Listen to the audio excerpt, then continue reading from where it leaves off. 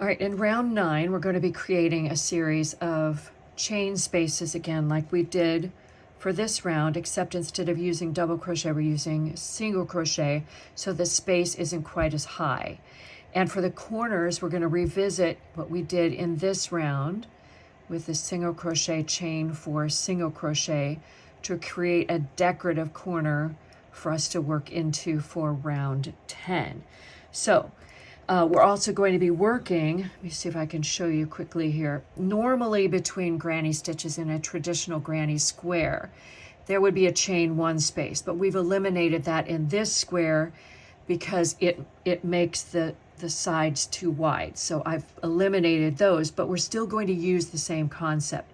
So you'll notice that there appears to be a space between granny stitches, and that's where we're going to place our single crochets in this round.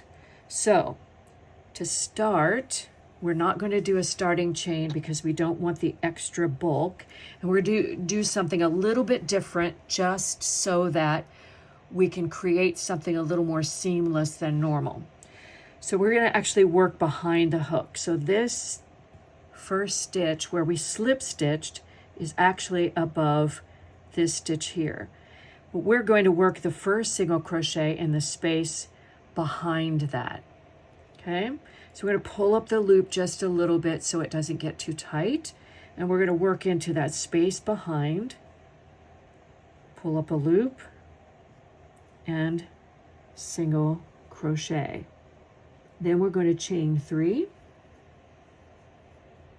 That's our chain 3 space, and we're going to work a single crochet in this next space right here.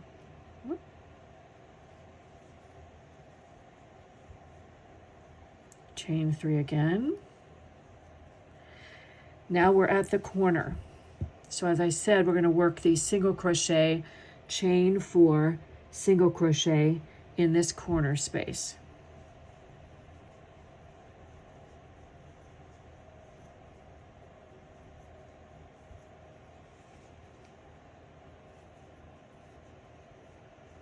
All right, and there's the corner.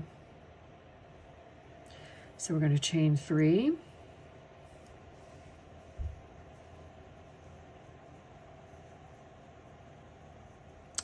And single crochet in the next space. Don't pull it too tightly. And we're going to do that across to the next corner. So as I said, try not to pull this too tightly. This is a little bit deeper than just working into a chain 1 space. So you want to make sure that you pull your loop up high enough that it doesn't make that single crochet too short. We don't want blocking to have to fix everything we do, right? Right.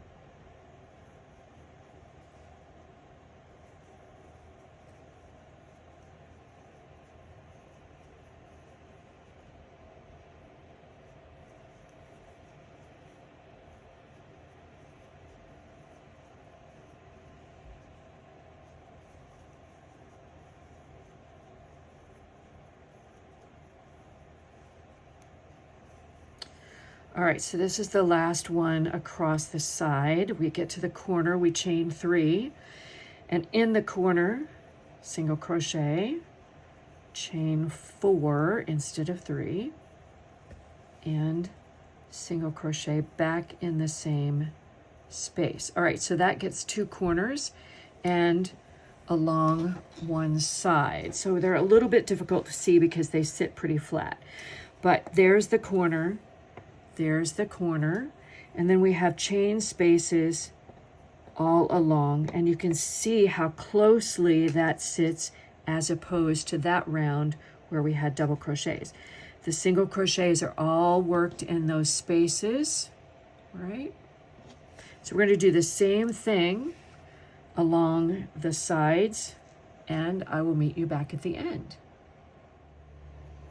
All right, back at the end of round 9. So I just need to do one more single crochet. Then my last chain 3. And to finish off the round, we're going to slip stitch into the top of the beginning single crochet, just like that. All right, that is the end of round 9. And you'll see, let me just show you a close-up of that, working that first single crochet backward into this space. It really doesn't look wonky at all. It's just a little weird to make it, but it puts it in the right place rather than slip stitching across to this space where we would add bulk to this particular group. We've started just slightly behind, and you're not going to be able to tell the difference when we get the whole square put together. But you've got your corners, and we've done our chain spaces all around. Round 10 is coming up, and it is the final round of our center square. All right, last round of our center square. I hope you're excited because we are about to get it done. All right, this is another round just like 2 rounds before, where really simply we're just going to work a granny stitch in each chain space, granny stitch, chain 3, granny stitch in each corner space. Really simple to do. To start off, we have to slip stitch into this space because remember, we can't start on top of a stitch. We have to start in a space. So we're going to slip stitch into that space.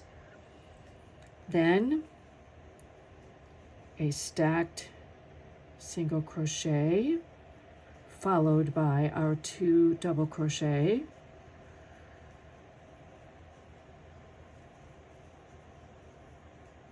That counts as our first granny stitch of the round.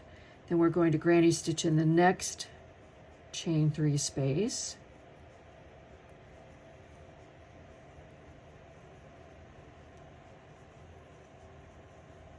And then we get to the corner, and we're going to granny stitch,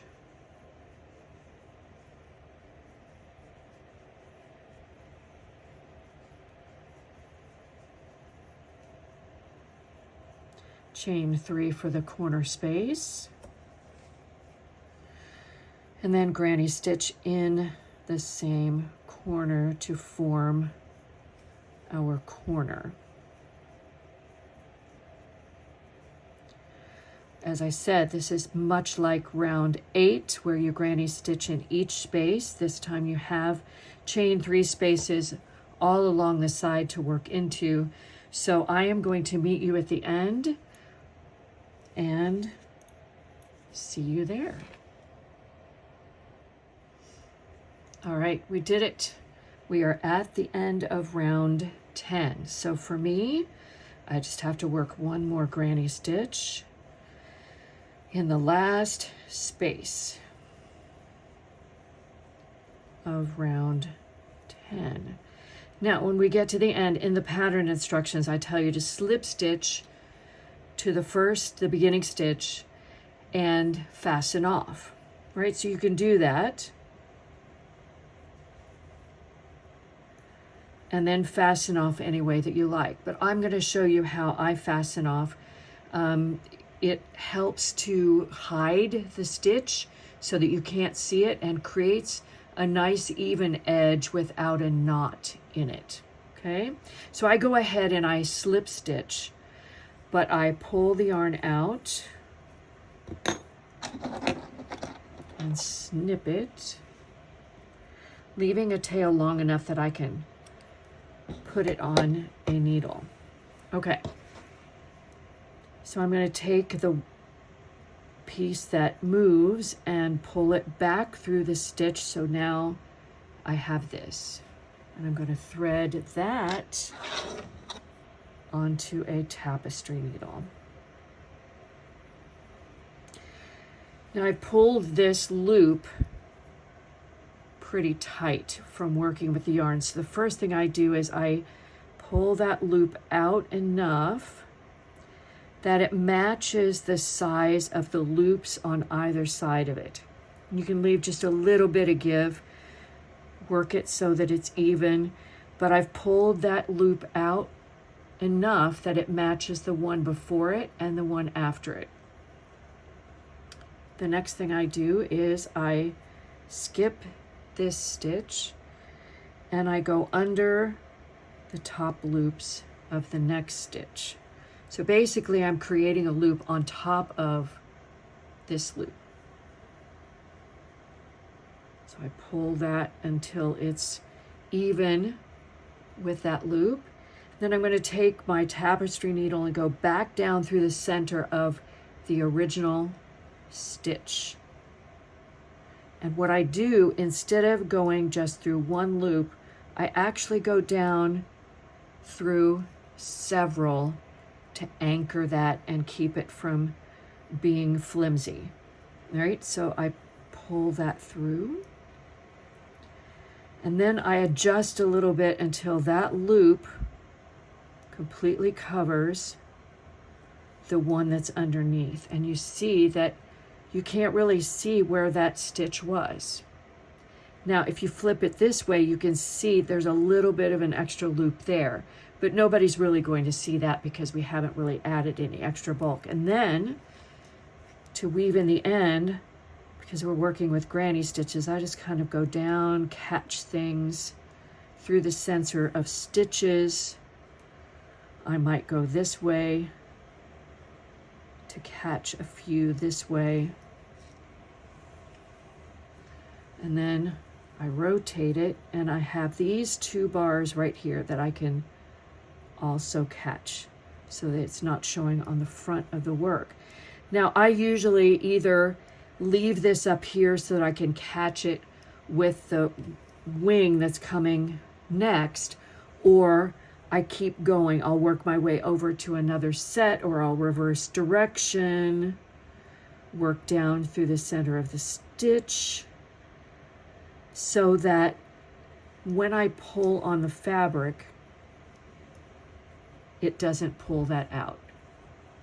And then you can leave that in. You want to leave this in when you block, so there's a little bit of give when you block it. So you're finished with your square. I can't fit it all in the screen, but you get the idea.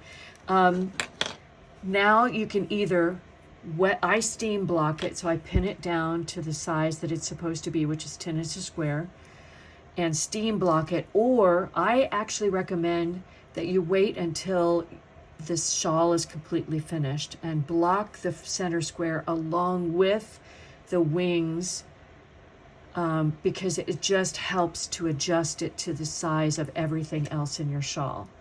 Your choice, doesn't really matter, but we're going to move on to the wings in the next segment.